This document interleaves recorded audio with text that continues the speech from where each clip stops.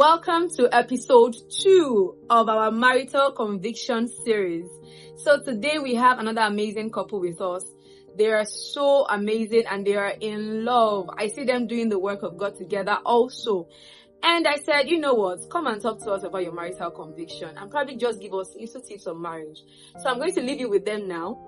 I hope you learned something. Whatever you learned, please drop it in the comment section. I'll be there with you.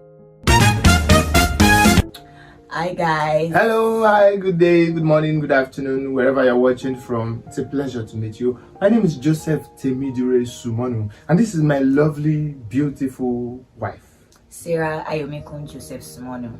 And it's a pleasure to meet you. Pleasure to meet you, wherever you're watching us from actually.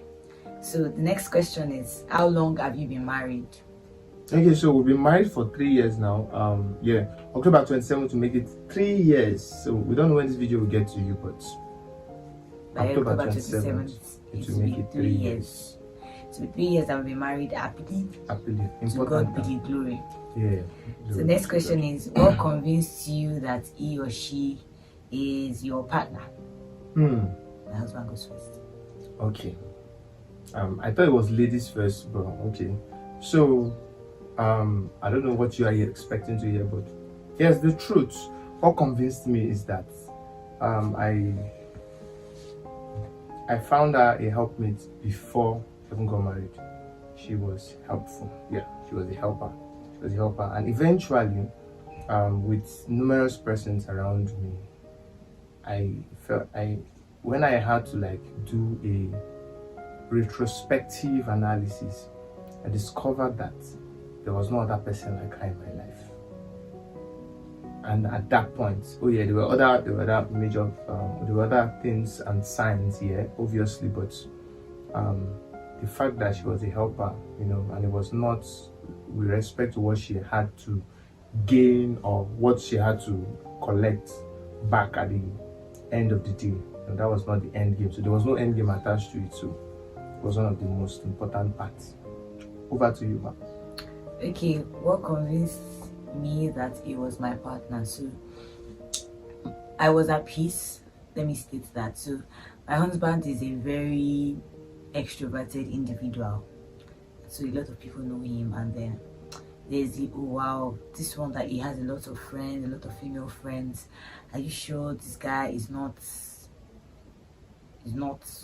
what's the word, Casanova or whatever it is? But he didn't for any time give me any reason to doubt him. He was very transparent and very honest about his feelings and opinions. And also I would say that God had a strategic way of actually bringing us together. Yeah. So we had like a mini story where we had to be apart for a while, and we tried to keep it secret, because many of our friends were like, oh wow, are you serious? What happened? But fortunately one day a friend of mine asked me about both of us, and I said, oh, we're no longer together. And then she told me that, oh, you know what, just pray to God. I won't say you should go back or don't go back. Pray to God. Whatever God tells you to do is what you would do. And then during one of our workers' retreats in school, I actually put my relationship to God, and I'm like, God, me and this your son, if we're supposed to be together, just find a way to orchestrate us back together. And believe you me, I got my answer immediately after the retreat. For full details, enter my DM if you can. But that was like one of God's way of telling us that, oh well, yeah, this is meant to be. Yeah. So what's the next question? Advice for those in a state of confusion. All right. So there are definitely several layers of confusion depending on the context, but the most important thing to note is that the Holy Spirit is not the author of confusion. The Holy Spirit will definitely ease any form of confusion. And if you're in a confused state in a relationship, say for context, it's between two persons, and just know the Holy Spirit's plan is not to confuse you. So definitely you cannot be in two relationships. The first and most important advice I would give you is you cannot manage or cannot deal, don't plan to deal with anyone that cannot communicate yes Or yeah, communication is really important. It's non-negotiable.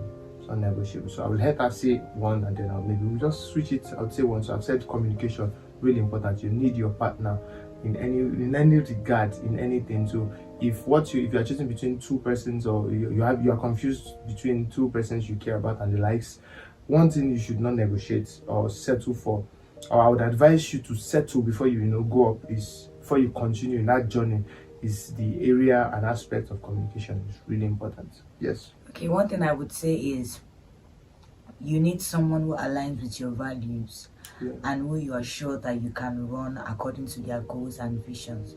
So say for example you're somebody that is really made with thinking, you're not sure you want to be so extra, and then you actually want to go further, and then you have somebody that is very ambitious and would like for you to do better, and is always encouraging you to do better and all that, without actually making you feel less of yourself.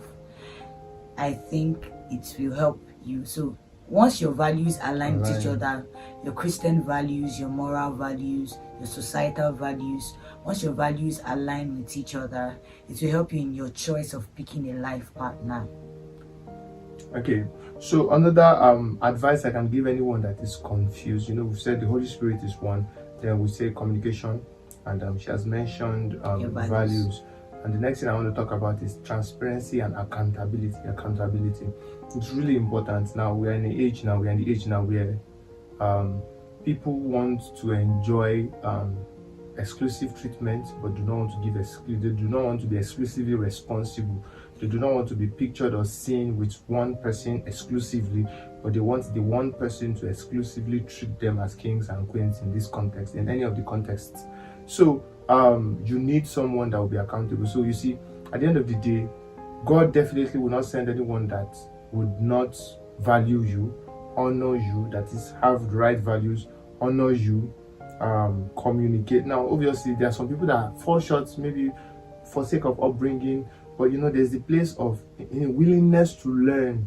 Yes, the person is intentional about changing. When you make one or two corrections, you notice one or two things and say something about it, and you see the reaction is not from a place of why you always complain. It's from a place of, oh wow, thank you, I would improve. And you see changes, you see actual changes in these regards.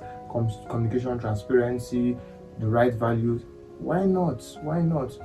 I think those can shed more light. So when you are confused in any regard, always remember these things, that the God that we serve, God cannot give you someone, or will not allow you end up. In short, if you are on your own trying to end up with someone, know that do it because God does not want for you to end up with someone that do not have these right values.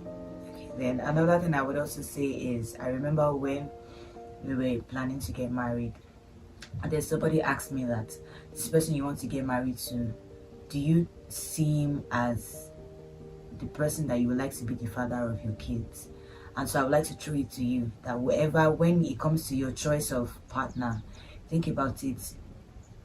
Will I really like this person to be a parent to my children? Is this person a good model for my children? Is this somebody that I can actually build a good home with?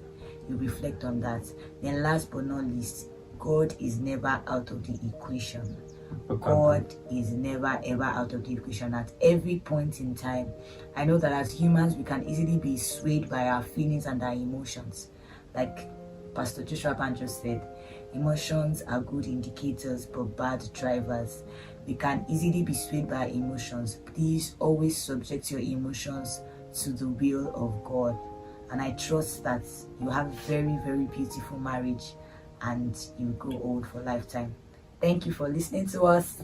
Thank you so much. Bye. Communication. It's key in every marriage, in every relationship. Do not settle for someone that cannot communicate. That's my own take home from that video. What is yours? Put it in the comment box. See you in the next one.